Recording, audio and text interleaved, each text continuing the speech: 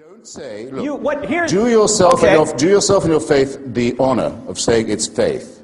Don't say it's science-based. The argument would be... You won't get away with it. Look, the argument would be, Christopher, is that if the universe exploded into being out of nothing, then miracles are possible because the greatest miracle of all has already occurred.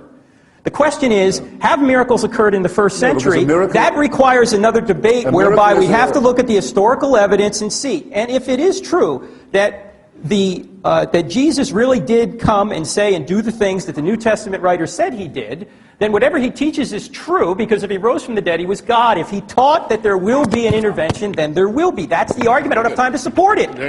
Now, a sentence or two from David Hume on miracles would clear all this up. You'll need to... Okay.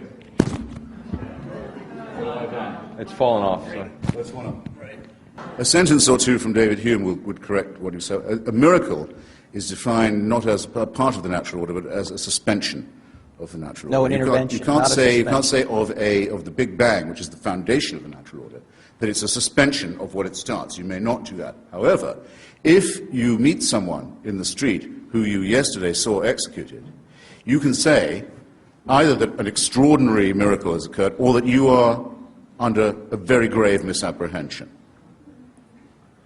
And David Hume's logic on this, I think, is quite irrefutable. He says, what is more likely, that the laws of nature have been suspended in your favor and in a way that you approve, or that you've made a mistake?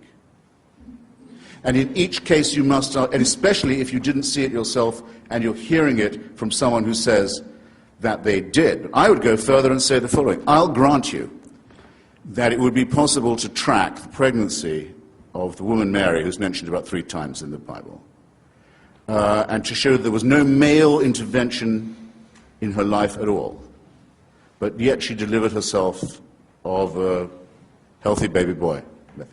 I can say, I don't say that's impossible. Parthenogenesis is not completely unthinkable, but it does not prove that his paternity is divine. And it wouldn't prove that any of his moral teachings were thereby correct.